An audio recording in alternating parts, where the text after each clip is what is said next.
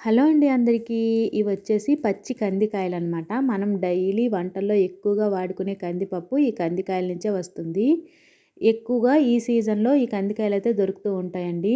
ఎంతమందికి ఈ కందికాయలు ఉడకపెట్టుకొని తినటం ఇష్టమో ఖచ్చితంగా కామెంట్ చేయండి. మా ఇంట్లో అయితే అందరూ కూడా చాలా ఇష్టంగా తింటారు. చాలా మంచిది కూడా హెల్త్‌కి. కందిపప్పు కంటే ఈ పచ్చి కందికాయల్లోనే ఎక్కువ పోషకాలైతే ఉంటాయండి.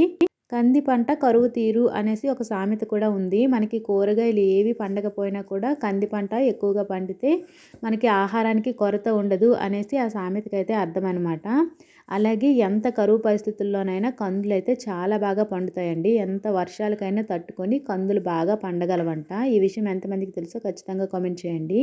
ఇంక నేనైతే ఈరోజు ఈ పచ్చి కందికాయలని ఉడకపెడుతున్నా అనమాట. ఇవి శుభ్రంగా కడిగేసుకొని వాటికి సరిపోయినన్ని వాటర్ వేసి టేస్ట్‌కి సరిపోయినంత ఉప్పు కూడా వేసేసి బాగా ఉడికించుకుంటే మనకి కందికాయలైతే రెడీ అయిపోతాయన్నమాట. టేస్ట్ కూడా చాలా బాగుంటుంది. చూడండి ఉడికిన తర్వాత కందులు లోపలివి ఎంత బాగున్నాయో. ఇలా తింటే టేస్ట్ సూపర్‌గా ఉంటుంది.